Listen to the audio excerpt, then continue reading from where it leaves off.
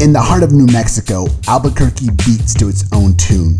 The Duke City is a wonderful melting pot of cultures, cuisine, and people that truly enchant the soul, and it entraps you forever. Let's take a culinary journey sampling local favorites including tacos, tortas, and locally brewed beer. We're going to explore one of the many food halls that are springing up like weeds and find out what the buzz is all about. Then we're going to finish the day with sustainable dining on a farm. So stick around, amigos, as we eat our way through the best of Albuquerque in this episode of La Vida Buena, The Good Life, Viva ABQ. My name is Julian Nunez. I'm a writer, filmmaker, musician, and I'm ready to explore.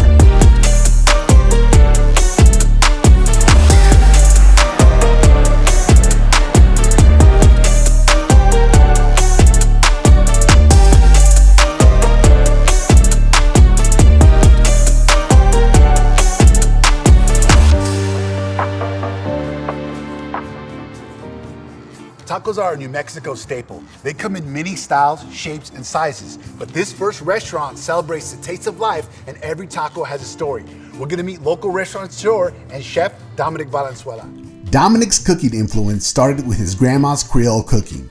But after moving to Baja California, he started working and surrounding himself with all types of cuisine, including Japanese, Italian, French, Peruvian, and as he developed skills and training, the biggest lesson he learned is the connection with the people and the love for the food. So all these different cultures had definitely influenced me, and I saw the connection there, that it just really was all about the love and care that you put into the food, you know, and so that's really where I developed my own style. And here's Taco 10. This is me. This is my culinary journey, and we look to do big things with it and kind of spread all over Albuquerque and New Mexico.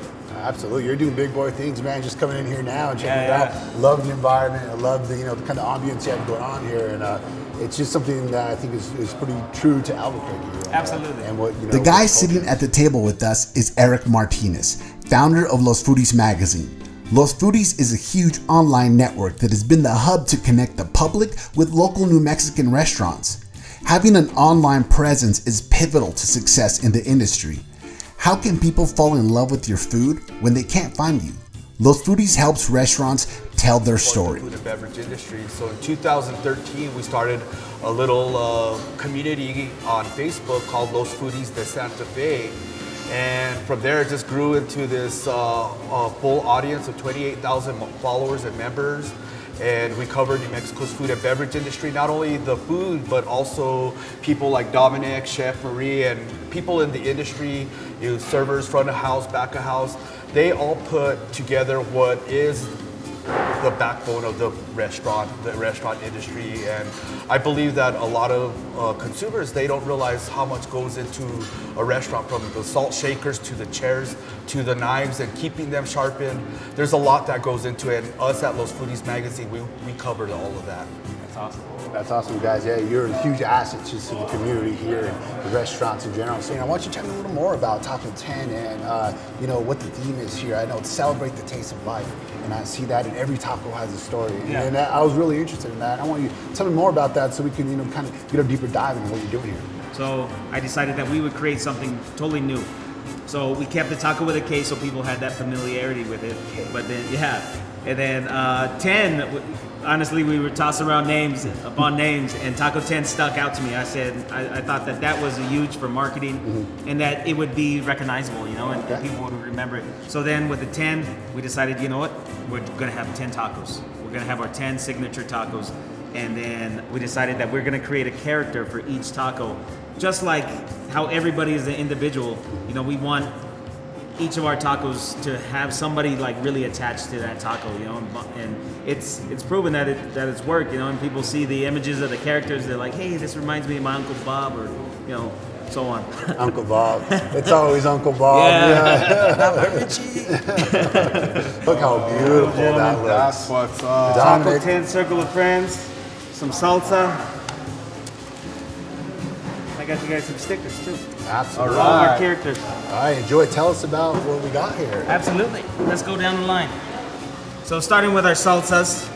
I know you guys like salsa. Very much. So they go in range of mildest to hottest. We have our cilantro crema. As Dominic lays out his hottest salsas and tacos, I feel like I'm playing a game of loteria. El Músico, El Ranchero, tacos filled with fish, steak, fried avocado, vegetarian and gluten-free. It's a mesmerizing combination of traditional with a new age flair. Buenas. All buenas. You know, like you have great fish taco spots here in Albuquerque.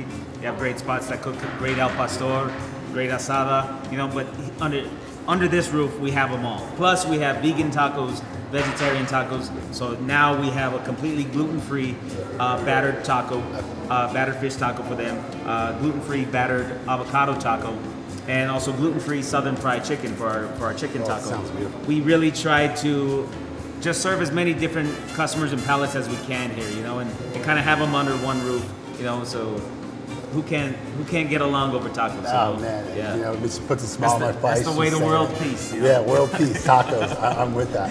As we work our way to world peace, I come to appreciate what Dominic has built with Taco 10. It's a traditional feel with the sampling of everything that Dominic has picked up on his culinary journey. The flavors are a testament to the hard work of a driven chef who truly cares about the food. Feeling full, Eric and I head to our next stop to wash down our tacos with something brewed locally in the Albuquerque Northeast Heights. The brewery boom in Albuquerque is apparent. You can turn just about every corner and find a brewery with good food and drinks. This next location is no exception. B2B Garden Brewery sits in the heart of Albuquerque's Northeast Heights. And although this location is new, the B2B brand is a familiar friend in the Albuquerque food and beer scene. We're meeting Alec Linehan, a spokesperson for B2B. We really got started in Nob Hill. That's kind of where everything began back in 2012.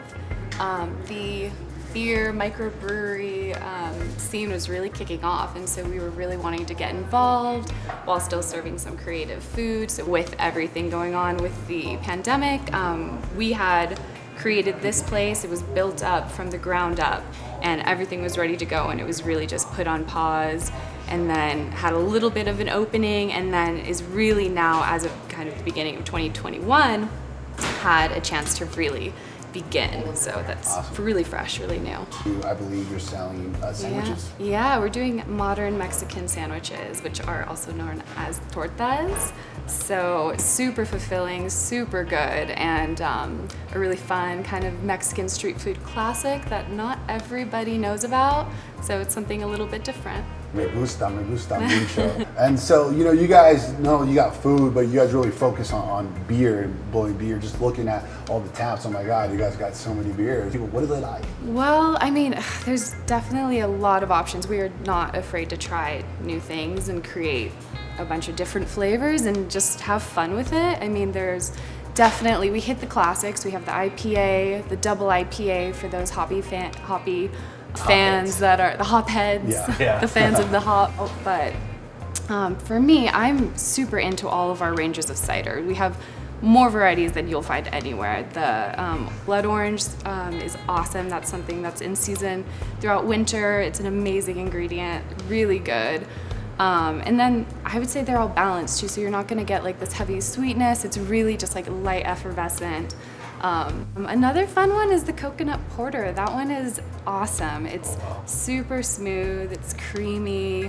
I mean, you get that awesome kind of potent, like comforting flavors from a porter that you would expect, but a little bit of a kind of tropical creaminess from the coconut, which is always good in my book. So. Very nice, very nice. And you guys this seems like a sprawling location walking in. I took a peek of the brewery there through the window. Yeah. And then I just saw you guys have a huge patio out back. Tell me about that. Yeah, When can people come to the patio?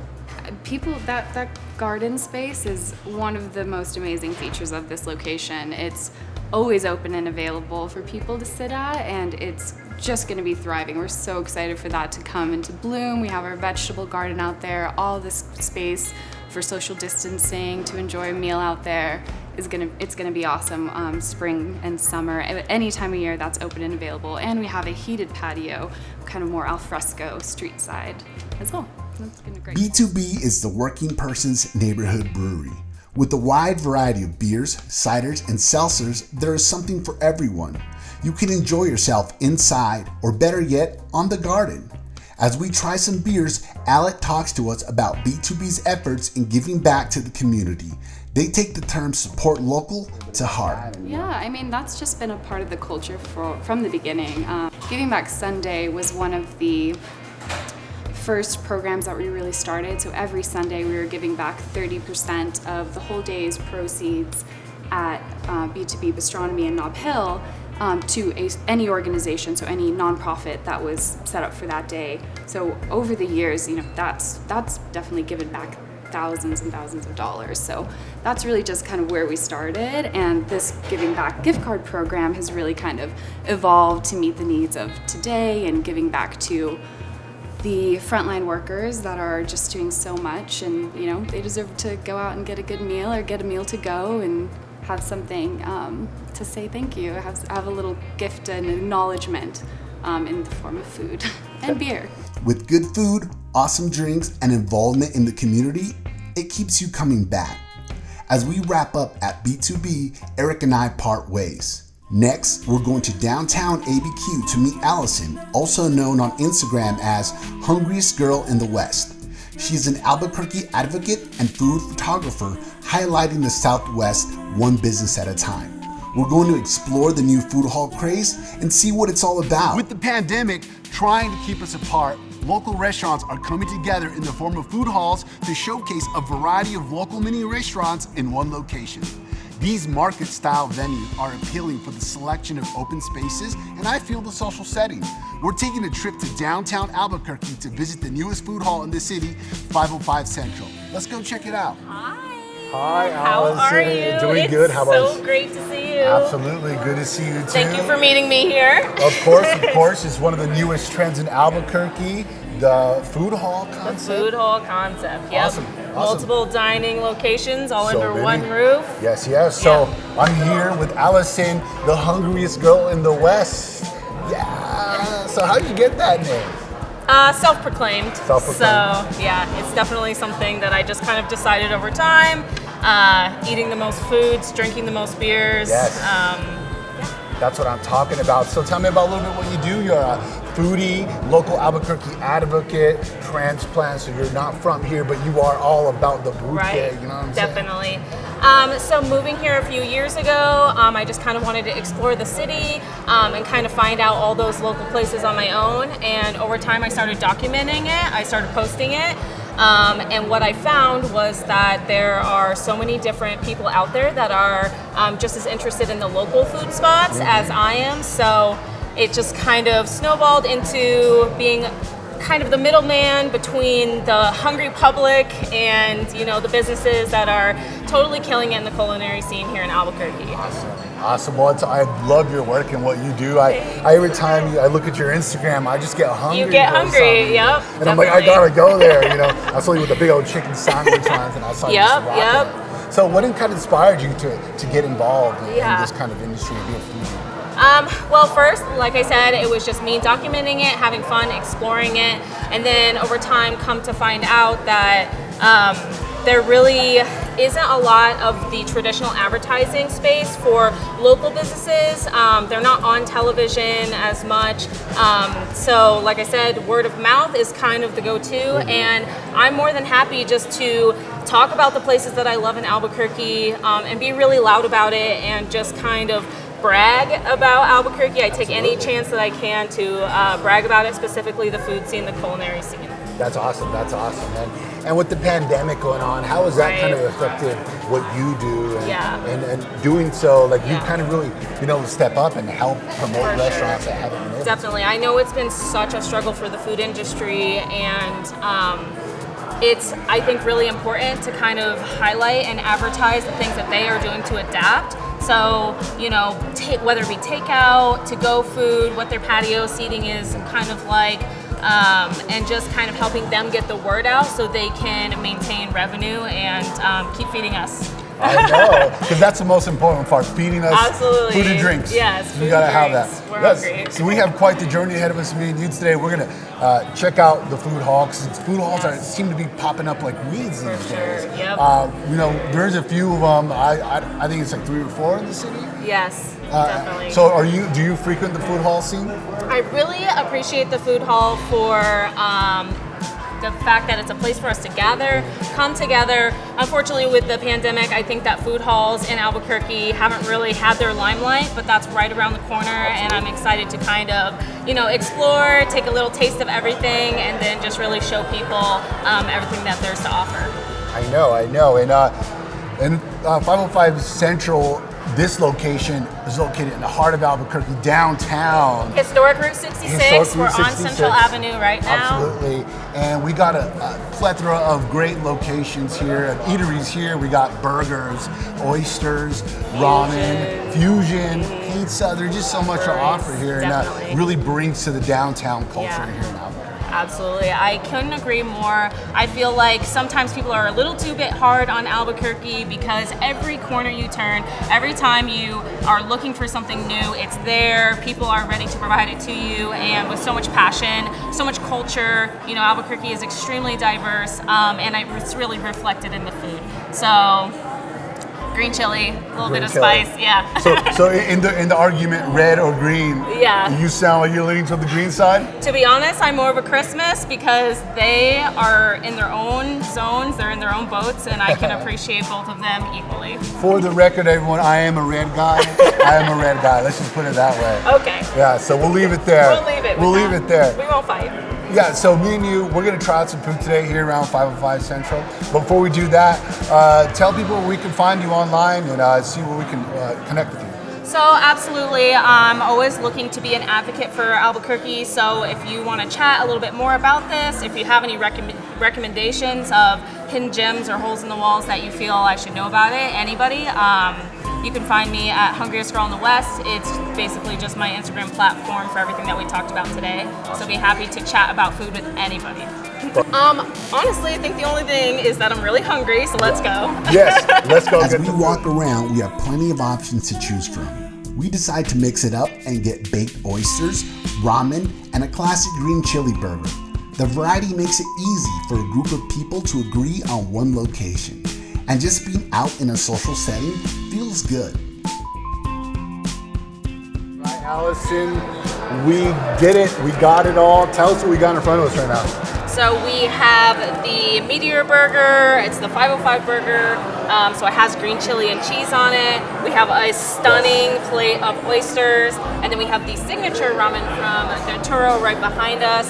So we have something from every food group. Quite a spread. It's quite a spread. But to be completely honest, I have my eye on the oysters. Oh my God. So you said you never tried oysters before, so we're having like a monumental moment right now. This is an experience right now. The first oyster, so let's just get right into it. How do you eat it? I don't know.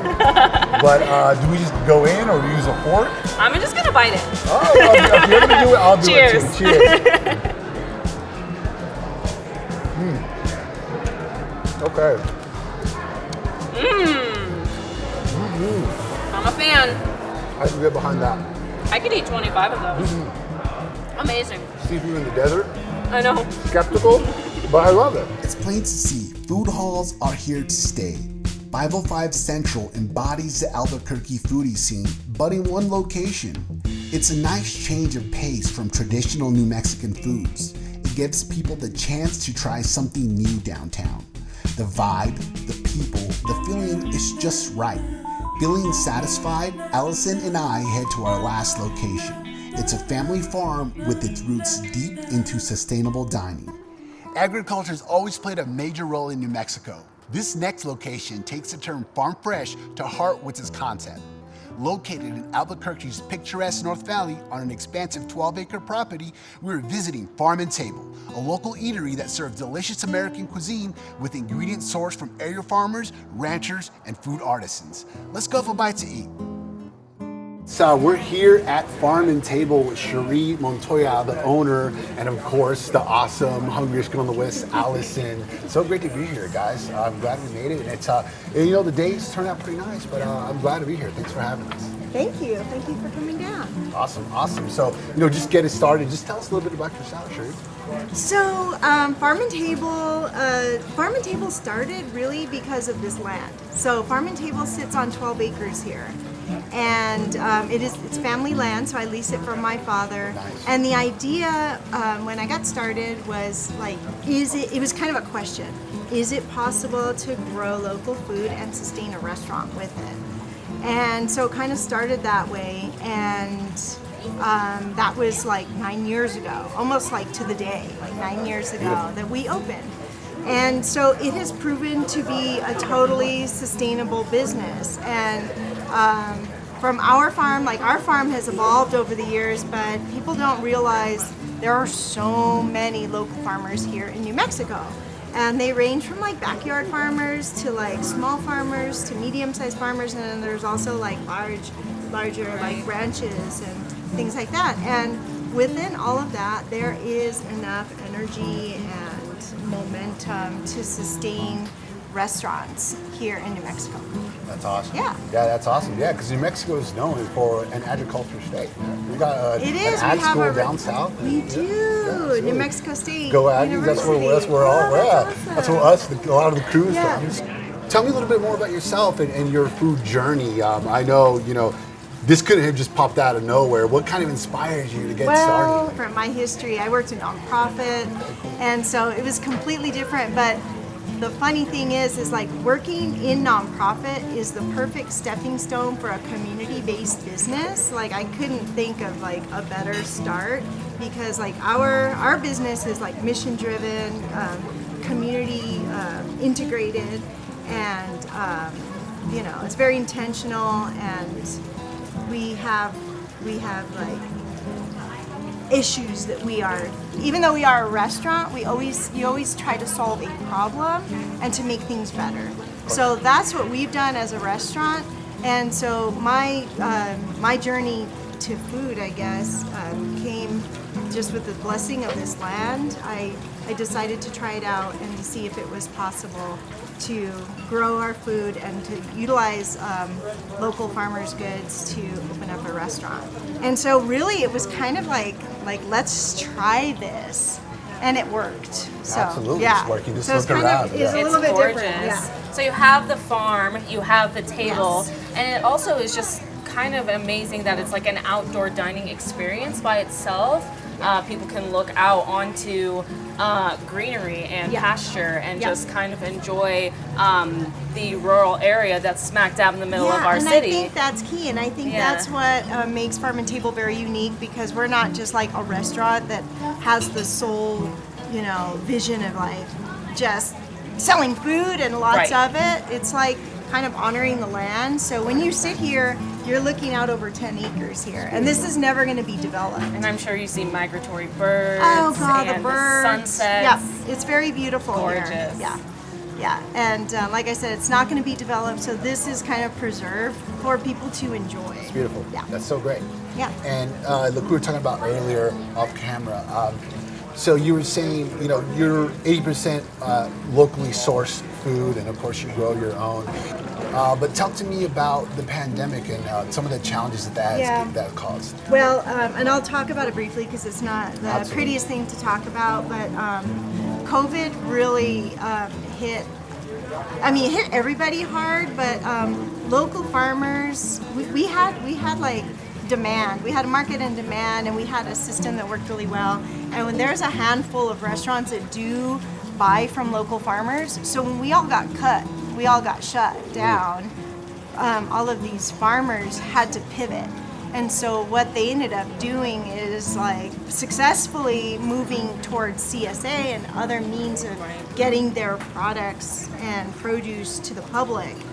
And so when we reopened, we couldn't really just jump back, because we're like, oh, we're here now, sell it all to us. And like everyone's just trying to survive. So it's been kind of a piecemeal getting things back. So actually this year, we are going to start growing more vegetables to try to add to that market, and to, we can sell to other restaurants too, but the system was disrupted. And so we're all adapting, and we're all friends. We all do what we can. We're all playing in the same sandbox. So we're just, tender with each other and just like moving towards solutions. Definitely. Great. Yeah. And I know we don't want to linger on the pandemic, but what is one thing you've taken from it that you could take on in the future that you'll always do? Well, I always joke that I was only scratching the surface of what we could do here, and so what we ended up doing, and hopefully you get a chance to walk out on the farm, is to utilize this beautiful space. So we actually created 3 beautiful spaces out on the farm for people to enjoy private picnic dinners. Very cool. And people who aren't Out in the ready pasture. to eat in a restaurant, even with the restrictions and all the safeguards, people still weren't quite there, and they're just like, I want to come out with my family. And so we created these beautiful spaces, and they're all unique. So we have a greenhouse and a big deck and a small deck, and we're building another deck. And so they're these like really private, intimate spaces where people can just like enjoy the entire evening. Like the whole night is yours. Like no one's gonna be bugging you. Awesome. Yeah. And get some fresh air, be Yeah. outside, have some delicious food and drink, Absolutely. and take it out and just enjoy yourself in the sun. Amazing. That's great. And Allison, you're talking about the food, so let's switch. Let's talk about that. That's what we're here for, and learn more about your story. American cuisine, right? Yes. With some New Mexican inspiration, of course, because you're sourcing local ingredients. So how traditional would you say? When you're creating food with local produce, that is kind of traditional. It's fancy, and they're like in my kitchen. They are artists. These guys are just like, it's no joke. They're not playing around in there. Like they're very intentional and careful about every single plate that's put out. It looks as good as it tastes. Yeah, and there's just a lot of love that goes into the plate. So, Beautiful. yeah, so it's even though it's traditional, it's going to be this experience that's just really wonderful, and it feels like fine dining. But we say that this is not a fine dining restaurant, but you're gonna feel like fine service and like fine food. Like you're gonna feel very taken care of. And so while like a lot of the ingredients are super traditional, like we use blue corn and like pinto beans is on one of the dishes that we're gonna have tonight, and it's pretty gorgeous. And there's beans. Who doesn't like beans in New Mexico? Yeah. I'm like, Right. give me beans. Frijoles, Yeah. guys, and I believe here it comes Just with in Paul. time. Perfect timing. Look at that. The beans you were talking about. I can't wait to try this food. This one I know I'm really going to enjoy. Cherie's put together a talented team in the kitchen, and they're using the best local produce they can get their hands on. Farm and Table is a reminder that through the hard times, we can innovate to overcome the challenges of the world. Everything tastes great. It's a good feeling knowing most of it is local, and I'm glad I was able to be part of this step forward. As the sun sets over the farm, we wind down the day with a tour. In true New Mexico fashion, the wind kicks up a light spring snow. I couldn't have wished for a better way to end the day. The pandemic has kept us at home under a rock. These aren't the same restaurants when this all started. They have had to flex their business model to the ever-changing landscape of health guidelines and restrictions. Many couldn't make it, but those that did will carry on stronger with lessons learned during the lean times. I reflect on the day and the places we've been. The common theme throughout the day was community, support local, not being afraid to innovate and challenge the norms while drawing from traditional styles. This is the essence of New Mexico, and not being afraid of the journey or obstacles ahead, that's what it means to be from Burque. La Vida Buena, the good life.